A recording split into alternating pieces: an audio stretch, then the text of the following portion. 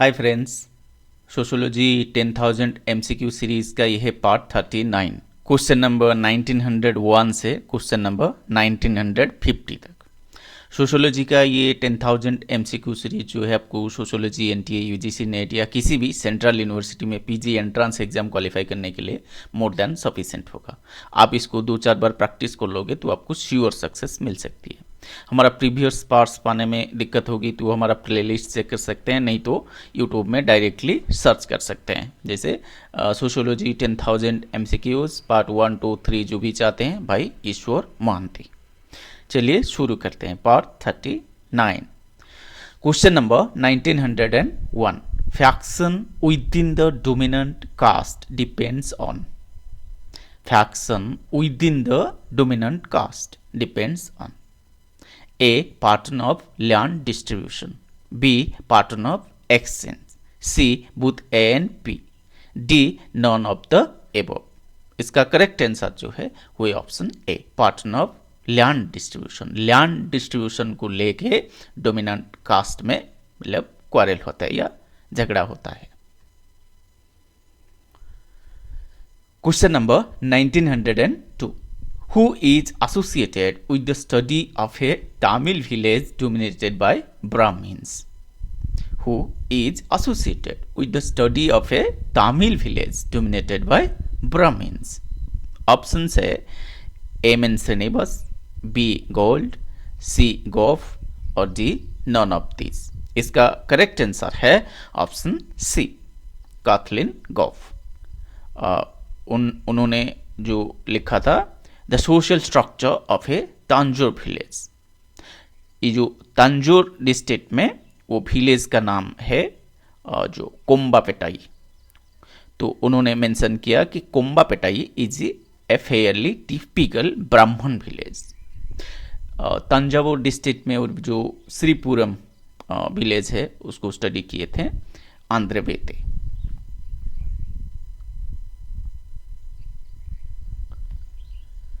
Question number 1903. Elements required to be a dominant caste is or are.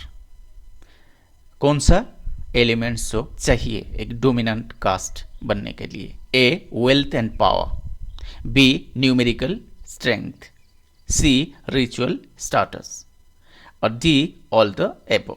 इसका correct answer है option D, all the above.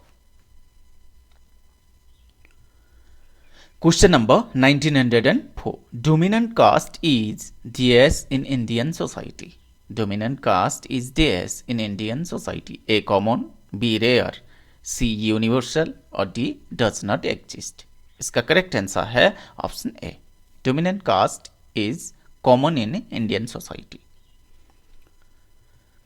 Question number 1905. When a single clan of dominant caste controls a number of villages, it is known as. When a single clan of dominant caste controls a number of villages, it is known as A. petty state, B. clandom और D. C. both A and B और D. none of these. इसका correct answer है option C, both A and B, petty state और clandom। जैसे पेटी जो use करते हैं जो छोटा वाला मतलब बड़े का दूसरा एक छोटा वाला, जैसे बोर्जुआ क्लास पेटी बोर्जुआ, तो उनसे छोटा वाला लेकिन एक पैरेलल टाइप का चलाते हैं। क्लानडम जैसे किंगडम वैसे क्लानडम, क्लान डोमिनेटेड है इसलिए एक पर्टिकुलर क्लान डोमिनेट करता है इसलिए clandom. Question number 1906. The mobility associated with Sanskritization leads to dash changes. जो संस्कृताइजेशन के एसोसिएटेड जो मोबिलिटी है वो किस टाइप का चेंज लेता है? A. Occupational, B. Structural, C. Positional और डी. All of these. इसका करेक्ट आंसर है option C, mobility associated with Sanskritization leads to positional change, not structural change. Question number 1907. Sanskritization has occurred among the Hindu castes. A. Only B. And wheels and goans, or D. both B and C. Sanskritization has occurred among the Hindu caste. केवल Hindu cast में होता है या wheels या gones में भी होता है? तो इसका करेक्ट आंसर जो है वो है ऑप्शन डी, जो सांस्कृतिक व्हील्स या गॉन्स ट्राइब में भी देखने को मिलता है। Question number 1908, in espousing the Sanskritization concept, M.N. Srinivas relied on A. Family mobility approach, B. corporate mobility approach, C. comparative approach, और D. reference group approach। किस टाइप का अप्रोच वो अपनाए थे? इसका करेक्ट आंसर है option B, corporate mobility approach. जो सांस्कृतिक है मतलब कास्ट का या एक सब कास्ट का जो तो एक ग्रुप या ग्रुप ऑफ पीपल या सेम कास्ट या सेम सब कास्ट, उनका जो मोबिलिटी उसी सिलसिले में ये जो सांस्कृतिक कॉन्सेप्ट दिए थे M.N. श्रीनिवास ने। Question number 1909, the term used by M.N. Srinivas to explain cultural mobility in rural India was?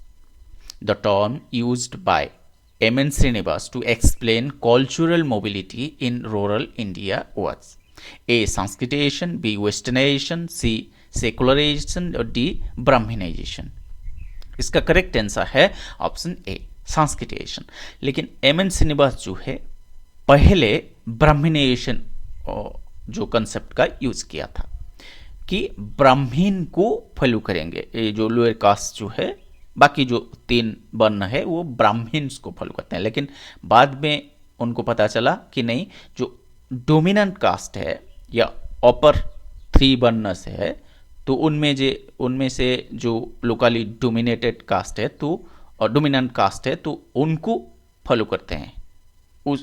तो वो जो मतलब फेनोमेनन उनके सामने आया तो वो ब्राह्मणाइजेशन कॉन्सेप्ट को मॉडिफाई करके बोला कि सांस्कृतिक है, सांस्कृतिक कल्चर या ट्रेडिशन जो फॉलो करते हैं, जैसे कि वेजिटेरियनिज्म, टीटोटलिज्म, तो इस टाइप का जो। क्वेश्चन नंबर 1910, सांस्कृतिक refers to A. Sanskritization refers to A. cultural process, B. concomitant of political power, C. concomitant of economic power, और D. all the above। इसका करेक्ट आंसर है option D, all the above। M.N. Srinivas जो है तो economic weekly में उनके जो article publish हुआ था, टाइटल था changing institutions and values in modern India. उसमें ये उल्लेख किए थे कि M.N. श्रीनिवास ने लिखा था कि सांस्कृतिक refers to a cultural process but it is essential to realise that it is usually a concomitant of the acquisition of political and economic power by a caste। Question number 1911, which of these is a new agent of Sanskritization? Which of these is a new agent of Sanskritization? A. Films with religious themes, B. religious divines preaching salvation, C. हरिकथास योजना नहीं यज्ञ होगा, हरिकथास यज्ञ and Jagran etc, और D. all the above। इसका correct answer है option D, ये सारे चीज जो है न्यू एजेंट्स ऑफ सांस्कृतिक।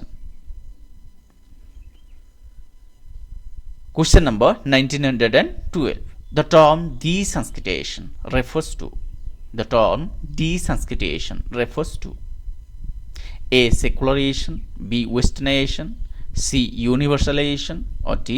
parochialization।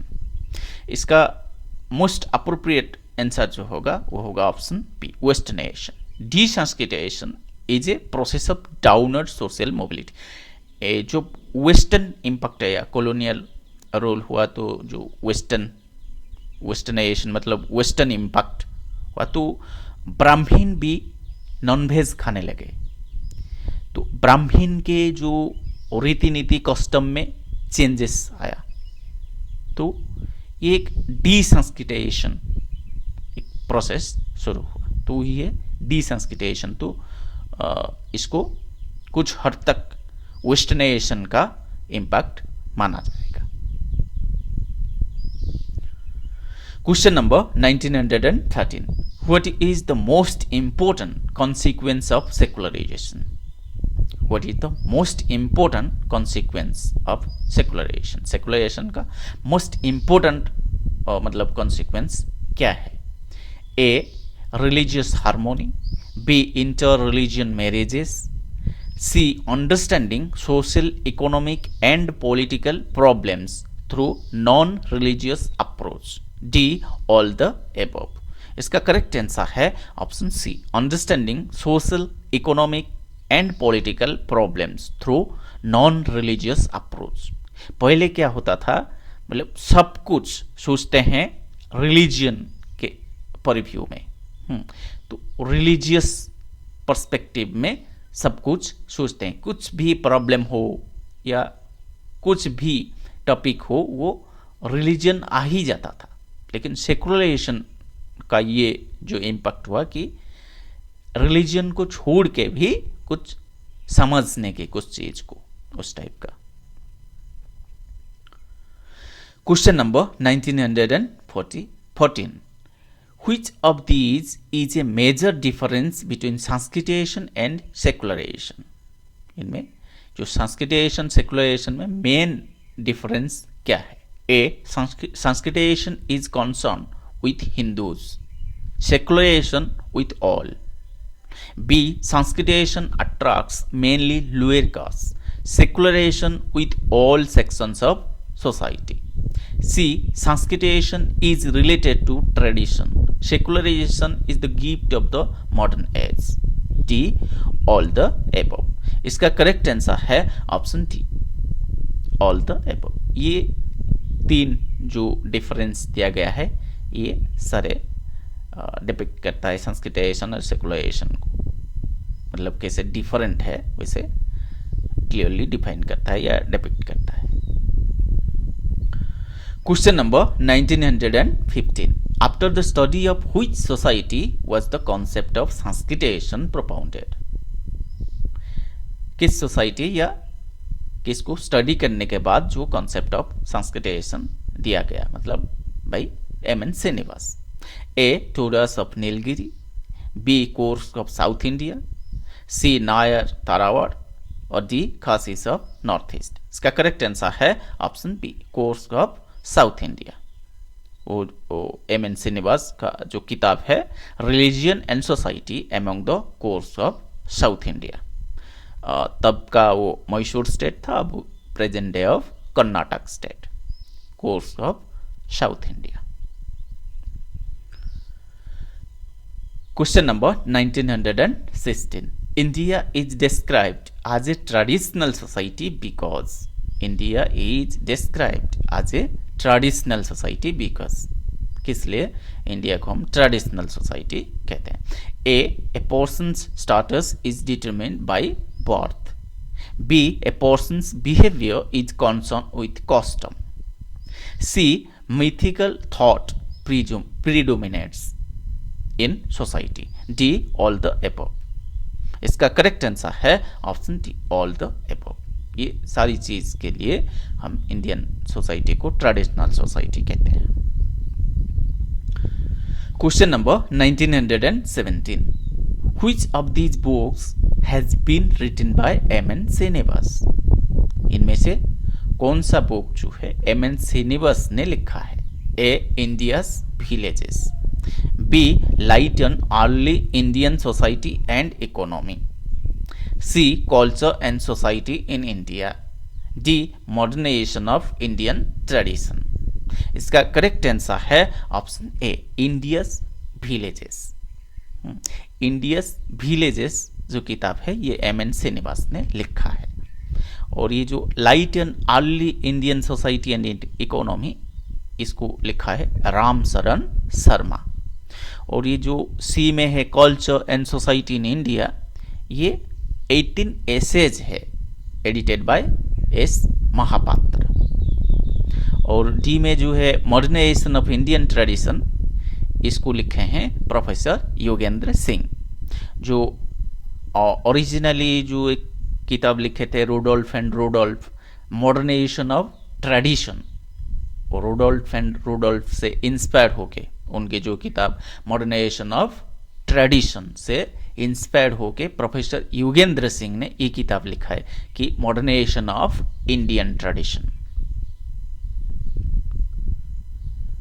Question number 1918, which of the following are the characteristic features of the concept of संस्कृतिएशन?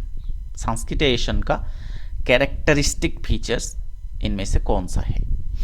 1. It is a phenomenon of upward mobility. 2. It brings about a structural change in the village hierarchy. C. It is contextual specific. 4. Does not account for non-सांस्कृतिक traditions. इसका correct answer जो है वो होगा option B 1 and 3. It is a phenomenon of upward mobility. और 2 में जो है ये गलत है, it brings about A structural change in the village hierarchy. एक तो ये स्ट्रक्चरल चेंज नहीं है, ये पोजिशनल चेंज है। और वो विलेज हायरार्की नहीं है, ये मतलब कास्ट में कुछ कास्ट का जो मतलब चेंज होगा, पोजिशनल चेंज होगा। और ये कॉन्टेक्स्ट स्पेसिफिक है। और it does account for non Sanskritic traditions. तो 4 भी रॉन्ग है, करेक्ट है statement 1 and 3। Question number 1919, the reference group in Sanskritization is, the reference group in Sanskritization is, Sanskritization process में जो रेफरेंस ग्रुप जो है वो कौन जो रेफरेंस ग्रुप होते हैं? ए ब्राह्मण्स, बी क्षत्रियस, सी वैश्यस और डी लोकली डोमिनेंट कास्ट। इसका करेक्ट आंसर है option D, locally dominant caste जो है वो संस्कृतिएशन प्रोसेस में रेफरेंस ग्रुप होते हैं।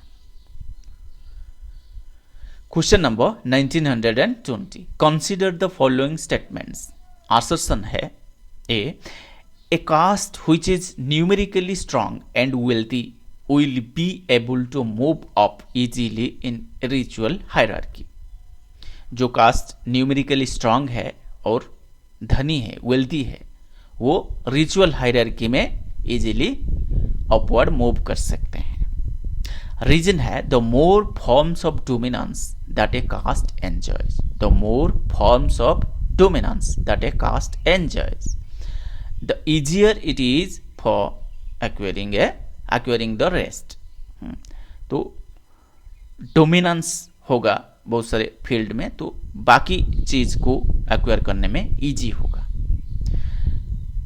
तो इनमें से जो करेक्ट आंसर होगा वो होगा option A, both A and R true and R is the correct explanation of A. Question number 1921, Sanskritization is an example of. Sanskritization जो है किस टाइप चेंज का एग्जाम्पल है? A orthogenetic changes, B heterogenetic changes, C syncretism और D diffusion. इसका correct answer जो है वो option A, orthogenetic changes within the society change, या उस टाइप का जो प्रोसेस होता है विद इन होता है, उसी सोसाइटी में ही होता है। हेटेरोजेनेटिक जो होता है आउटसाइड, फ्रॉम आउटसाइड, वो चेंज का जो सोर्स है फ्रॉम आउटसाइड, जैसे वेस्टर्नाइजेशन, मॉडर्नाइजेशन, वो हेटेरोजेनेटिक होगा। संस्कृतिएशन जो है वो ऑर्थोजेनेटिक है।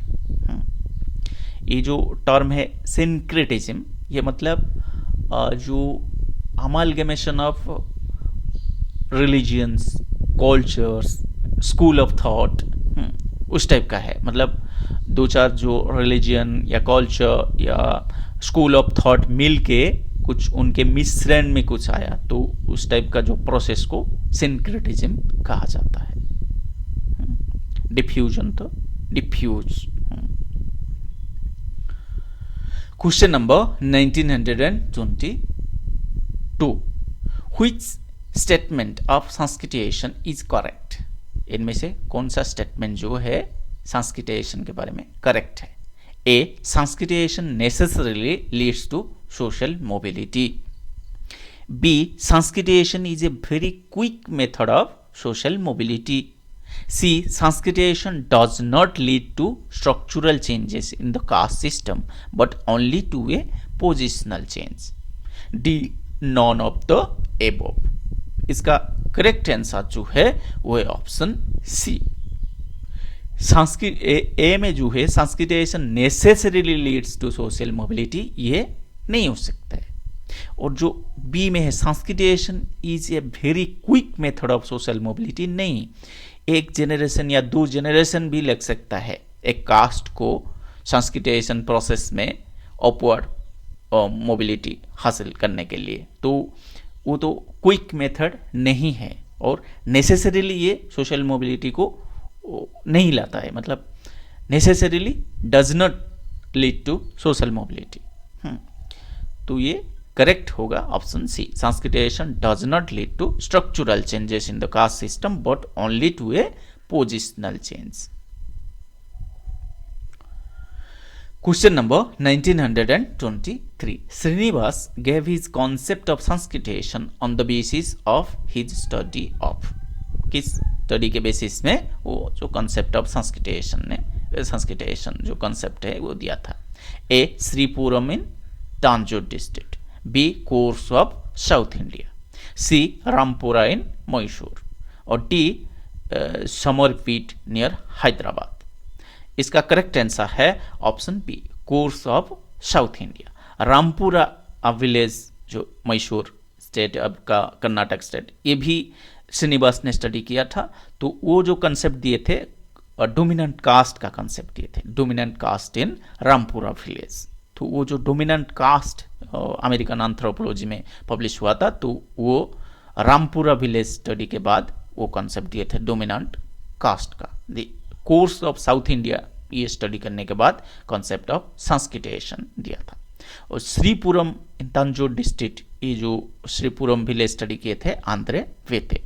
और जी समरपीट, ये समीरपेट होगा, तो समीरपेट विलेज जो Hyderabad present day of Telangana, ये स्टडी किए थे एससी दोबे ने।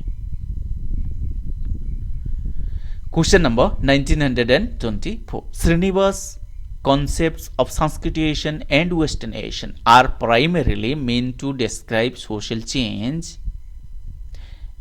Srinivas concepts of Sanskritization and Westernization are primarily meant to describe social change. किस टर्म में ये सोशल चेंज को डिस्क्राइब करने के लिए ये जो कॉन्सेप्ट यूज किया था श्रीनिवास ने? A, in cultural terms and not in structural terms, B, in structural terms and not in cultural terms, C, at the macro structural level not at micro level, D, none of the above. इसका correct answer है option A, in cultural terms and not in structural terms. Srinivas concepts of Sanskritization and Westernization are primarily meant to describe social change in cultural terms and not in structural terms. Question number 1925. The concepts of parochialization and universalization were applied to the study of Indian society by, ये जो concept है पारोक्विलाइजेशन and universalization, तो Indian society study करने में किसने use किया था पहले? तो ऑप्शन है A, Yogendra Singh in Chanukhera village, B, Andre विद in Sripuram village, C, McKim Marriott in Kishangarhi भी नहीं किसानगरी होगा, Kishangarhi village, D, none of the above. इसका करेक्ट आंसर है option C, McKim Marriott in Kishangarhi village, that's in Aligarh district, Uttar Pradesh. Question number 1926. A tribe is characterized by a common territory, B a sense of unity, C a political organization और D all the above। इनमें से कौन सा characteristics जो है वो tribe का होता है?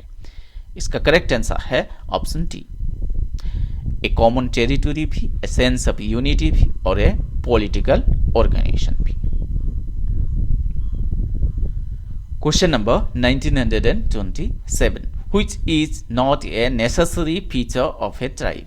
इनमें से कौन सा फीचर जो है वो नेसेसरी नहीं है, मतलब नेसेसरी फीचर नहीं है ट्राइब का? ए एक मुखिया होता है, बी इन्फ्लुएंस ऑफ रिलीजियन का, धर्म का प्रभाव, सी एंडोगामी मतलब मैरिज या जो भी रिलेशन है वो विद इन ट्राइब रहेगा, डी ए कॉमन नेम। इसका करेक्ट आंसर जो है वो है ऑप्शन सी, एंडोगामी जो है generally endogamous, tribes are generally endogamous but it's not a necessary feature of a tribe. लेकिन जो चीफ होता है मतलब मुखिया ट्राइब का, ये जरूरी है, नेसेसरी फीचर है, और रिलीजियन का इन्फ्लुएंस ये भी नेसेसरी फीचर है, और कॉमन नेम जैसे मुंडा, गोंड, ये कॉमन नेम जो है ये भी एक नेसेसरी फीचर होता है ट्राइब का। लेकिन जो एंडोगामी होता है जेनरली एंडोगेमस है ट्राइब्स, लेकिन not a necessary feature. Question number 1928, who has defined A tribe as a social group with a feeling of common determination against strangers? Who has defined tribe? Tribe को ऐसे किसने define किया है कि a social group with feeling of common determination against strangers, जो outsiders के against में वो जो कॉमन डिटर्मिनेशन होता है ट्राइब में, आज ए सोशल ग्रुप, जिसको वो छोटनागपुर में बोलते हैं ना दिकोस। तो इस टाइप का ट्राइब को किसने डिफाइन किया है? ए माकाइफो, बी टाइलर, सी मॉर्डक और डी लोइस। इसका करेक्ट आंसर है option C, GP Murdock, George Peter Murdock ने ट्राइब को ऐसे डिफाइन किया है, ए social group with a feeling of common determination against strangers. Question number 1929, the tribe is a DS group. Tribe जो है किस टाइप का ग्रुप होता है? ए social, B territorial, C occupational और डी रिलीजियस। इसका करेक्ट आंसर है ऑप्शन बी, टेरिटोरियल। एक टेरिटरी के हिसाब से हम ट्राइब को जानते हैं, जैसे गारो, खासी, जयंतिया, तो उनके पर्टिकुलर एरिया, वो जंगल, फॉरेस्ट या हिल, उसी एरिया के हिसाब से उनको पहचानते हैं। जैसे छोटनागपुर ट्राइब्स हुए, जैसे नॉर्थ इंडिया में जो भूतिया वो हुए, लेकिन साउथ इंडिया में जो कादार, इरोला, हाँ, इस टाइप का जो ट्राइब हुए, तो उनके एरिया या उनके टेरिटोरियल बेसिस पे ही हम पहचानते हैं वो ट्राइब को। तो वो tribe is A territorial group. Question number 1930, which tribe is not dominantly engaged in food gathering and hunting? Which tribe is not dominantly engaged in food gathering and hunting? इसका correct answer options है ए बॉयग, B काया, सी कटकरी और D Kaurava. इसका correct answer है option D, Kaurava. Kaurava जो है मतलब वो क्या बोलते हैं उसको, वो झूंगा खेती करते हैं। बाकी जो है ये कोरवा, बोइग, ये दोनों भी प्रिमिटिव ट्राइबल ग्रुप है। हाँ, लेकिन कोरवा जो है वो कुछ खेतीबाड़ी करता है, मतलब सबसिस्टेंस एग्रीकल्चर, उसको शायद झोंगा खेती बोलते हैं। Question number 1931. A tribe is marked by. A tribe is marked by A common language, B blood relationships, C a common name, D all the above. इसका करेक्ट आंसर है option D, all the above. A tribe is marked by a common language, blood relations and a common name. Question number 1932. Zoom refers to the mode of. Zoom जो है वो क्या है? A food gathering, B cultivation, C shifting cultivation और D pastoralism. इसका correct answer जो है वो है ऑप्शन सी, शिफ्टिंग कल्टीवेशन. झूम जो है ये एक मोड ऑफ शिफ्टिंग कल्टीवेशन है. Question number 1933. Which tribe is not known for its artisanry. जो आर्टिजन ट्राइब इनमें से कौन सा नहीं है? A Mario, B Gond, C Thoro और डी बेरिहोर. इसका करेक्ट आंसर है option D, Birhor. Question number 1934. Which tribe has participated in industrialization by providing labor? Industrialisation के बाद वो जो फैक्ट्री में काम करने लगे, इंडस्ट्री में काम करने लगे, कौन सा ट्राइब ये ऐसे लेबर फोर्स काम करते हैं? ए सांथाल, बी खोन्स, बी गोंड, सी गोंड और डी ऑल ऑफ दीज. इसका करेक्ट आंसर है option D, all of these. Question number 1935. Youth dormitories are reputed to have existed. Youth जो ट्राइबल यूथ डर्मिटोरीज है ये कहाँ एग्जिस्ट करता है? A only in India, B not in India, C in Africa और D in all parts of the world. इसका correct answer है option D, in all parts of the world. Tribal youth dormitory all over the world देखने को मिलता है. Question number 1936. Which among the following make bamboo mats and baskets? जो bamboo में mats baskets कौन सा tribe बनाते हैं? ए थोरोस, बी कोटास, सी इरोलास और डी ऑल ऑफ दीज. इसका करेक्ट आंसर है ऑप्शन सी, इरोलास. ये साउथ इंडियन ट्राइब्स है, नीलगिरी या साउदर्न हिल कॉम्प्लेक्स में देखने को मिलते हैं. तमिलनाडु और उस टाइप का रीजन में, मतलब साउथ इंडिया में देखने को मिलते हैं इरोलास. Question number 1937. झूम इज ऑल्सो वेरियसली कॉल्ड. झूम को और किस नाम पे जाना जाता है? जो शिफ्टिंग कल्टीवेशन है झूम. ए दहिया, बी पोड़ो, सी कोमान और डी ऑल ऑफ दीज. इसका करेक्ट आंसर है ऑप्शन डी. ये जो दहिया, पोड़ो, कोमा, झूम ये सारे अलग अलग स्टेट में अलग अलग जगह पे इसको अलग अलग नाम पे बोला जाता है, ये जो शिफ्टिंग कल्टीवेशन को. Question number 1938. Which tribe is pastoralist. Which tribe is pastoralist? A Toka, B Gujjar, सी भूतिया और डी ऑल ऑफ दीज. ये जो ए में है टोका, ये टोडा होगा, टोडा ट्राइब. टोडा ट्राइब जो नीलगिरी हिल्स में जो टोडा ट्राइब है, इसका करेक्ट आंसर जो है वो है ऑप्शन डी. ये सब पास्टोरलिस्ट है, टोडा भी, गुज्जर भी और भूतिया भी.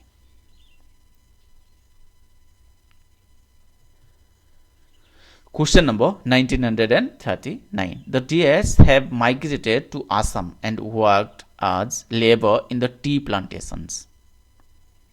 कौन सा ट्राइब जो आसाम को जाते हैं टी प्लांटेशन में आज ए लेबरर काम करने के लिए? ए सांताल्स, बी सौरास, सी टोकास और डी कोटास. इसका करेक्ट आंसर है option A, सांताल्स. Question number 1940. A detailed description of youth dormitory among Tubriand Islanders has been given by. जो Tubriand Islanders को किसने स्टडी किया है? उन्हीं ने दिया है, मतलब उनके जो यूथ डॉर्मेटरी के बारे में डिटेल में डिस्क्राइब किया है।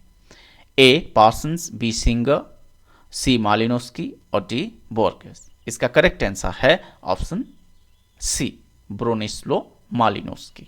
उन्होंने स्टडी किया है Trobriand islanders. Question number 1941, GS had studied the Maria Gotul elaborately. ये मारिया गोतुल इलेबोरेटली होगा। ए मालिनोस्की, बी ल्यूइस, सी एलोइन और डी टाइलर। इसका करेक्ट आंसर है ऑप्शन सी, एलोइन वेरियर। जो मोरिया है उन्होंने लिखा था द मोरिया एंड देयर गोतुल। जी ओ भी चलता है, GHOTU ये भी लिखते हैं और GOTU ये भी लिखते हैं कहीं। तो ये जो एलोइन वेरियर स्टडी किए थे मोरिया ट्राइब में, तो उसके बाद ये लिखे थे the Muria and their Gotul. Question number 1942, GS has studied the Oraon dormitory in detail. Oraon dormitory जो है उसको किसने स्टडी किया था? A Grigson, B Lewis, C Roy और डी फ्रॉयड। इसका करेक्ट आंसर है ऑप्शन सी, शरद चंद्र रॉय। उनके जो ओरेन का डॉर्मेटरी है उनको धुमखुरिया या जुंकेरपा बोलते हैं।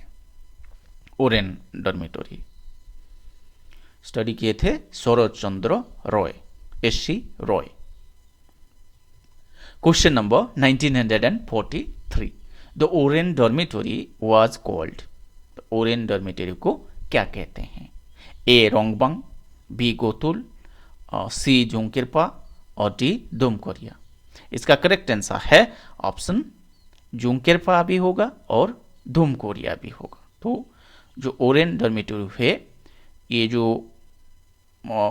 JP सिंह राणा उन्होंने जो लिखा था कि marriage and customs of tribes of India, ये जो किताब लिखा था marriage and customs of tribes of India, उनमें से वो किताब में वो मेंशन किए हैं JP सिंह राणा ने कि वो ओरेन डॉर्मेटरी, ओरेन जो है वो उनके डॉर्मेटरी को जुंकेरपा दुमकोरिया ये बोलते हैं। जुंकेरपा भी बोलते हैं, दुमकोरिया भी बोलते हैं। और जो रोंगबंग है ये भूतिया ट्राइब का वो नॉर्थ इंडिया में रहते हैं, भूतिया ट्राइब का। और ये गोतुल जो है वो मोरिया या Muria Gond. Question number 1944, the youth dormitory was A bisexual, B monosexual, C both A and B और D neither A nor B. इसका करेक्ट आंसर है option C, both bisexual and monosexual. Question number 1945, who regards the youth dormitory as being the first stage in the development of homes? मतलब घर बसाने के लिए ये first stage होता है जो यूथ डॉर्मेटरी। ये बात किसने कहा है? ए रॉय, बी ग्रिक्सन, सी हॉर्सन और डी एलोइन। इसका करेक्ट आंसर है option C, Horson. Question number 1946, the African society is an GS society. African society जो है वो किस टाइप का सोसाइटी है? A agrarian, B tribal, C acephalous और डी प्री अर्बन। इसका करेक्ट आंसर है option B, tribal. African society is a tribal society. Acephalous society जो है मतलब सोसाइटी विदाउट एनी हेड या एनी चीफ, जो मुखिया नहीं होते हैं, मतलब हेडलेस। ये इसका लिटरली मीनिंग होता है नॉट हैविंग हेड। तो एसेफलस एक ट्राइब में कोई मतलब पॉलिटिकली ऑर्गेनाइज नहीं हो गए। पॉलिटिकली मतलब ये जो डेमोक्रेसी वाला ये नहीं है, मतलब पॉलिटिकली मतलब एक होने के लिए एक मुखिया, उस टाइप का जो मैनेजमेंट उस टाइप का कुछ नहीं होता है एसेफलस में।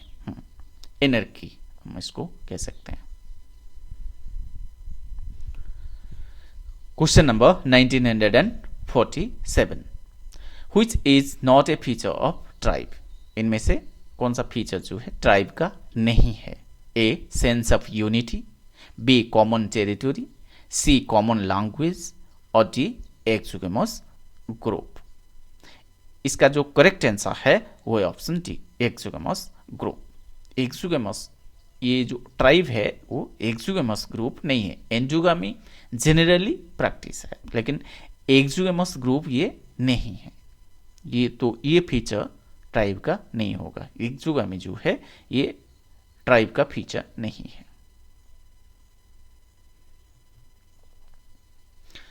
Question number 1948, which represents A food gathering tribe. इनमें से कौन सा ट्राइब जो है वो फूड गैदरिंग ट्राइब है? ए भील, बी कादर, सी गोंड और डी शांताल। इसका करेक्ट आंसर है ऑप्शन बी, कादर। कादर जो है वो शेड्यूल ट्राइब के हिसाब से माने जाते हैं। वो तमिलनाडु, केरला, कर्नाटका वहाँ पाए जाते हैं। तो in Malayalam Kadar means forest dweller. तो ये जो कादर ट्राइब है उनके मतलब संख्या भी बहुत कम हो रहा है। तो वो एक फूड गैदरिंग ट्राइब है बेसिकली, लेकिन आजकल कुछ कुछ जो सबसिस्टेंस फार्मिंग कर लेते हैं Kadar. Question number 1949, which of the following tribes of Andaman Islands depends mainly on gathering food. Which of the following tribes of Andaman Islands depends mainly on gathering foods। इनमें से जो चार ऑप्शन है एक ही ट्राइब है जो अंडमान आइलैंड में पाए जाते हैं, बाकी जो ट्राइब है वो अलग अलग जगह में पाए जाते हैं। ए में जो काया है, काय होगा, ये तुर्किक ट्राइब होगा। इंडिया में ऐसे मेरे हिसाब से इस टाइप का ट्राइब नहीं है। जो इरोला है ये साउथ इंडिया में है, जो नीलगिरी, तमिलनाडु, कर्नाटक, केरला वहाँ पाए जाते हैं जो इरोला ट्राइब। जो डी में है कमार ट्राइब जो है सेंट्रल इंडिया में पाए जाते हैं, मध्य प्रदेश, छत्तीसगढ़ वहाँ।